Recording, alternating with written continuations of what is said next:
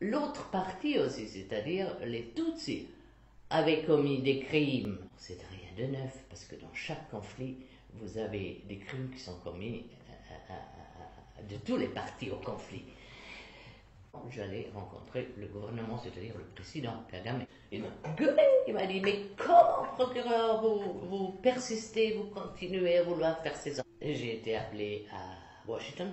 On a compris qu'on allait laisser de faire ces enquêtes. Avant de sortir, encore, on avait dit non, je ne vais pas les laisser, je ne vais pas renoncer à faire ces enquêtes.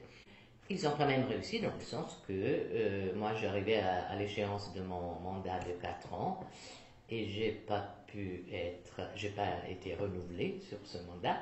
J'ai parlé avec le secrétaire général Kofi Annan, je leur ai dit c'est pas possible, je leur ai expliqué le pourquoi, le comment.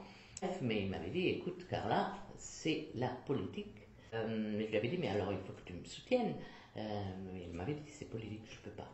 Ces deux-là, naturellement les États-Unis ne m'ont plus soutenu.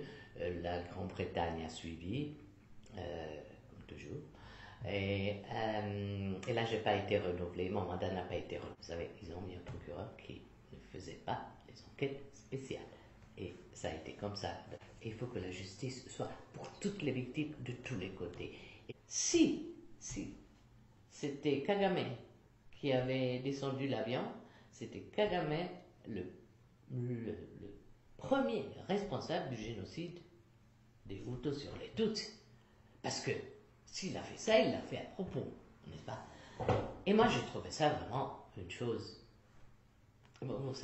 diabolique.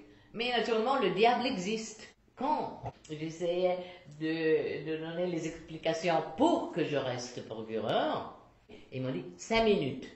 Ah, 5 minutes pour défendre le fait qu'il fallait quand même une justice impartiale.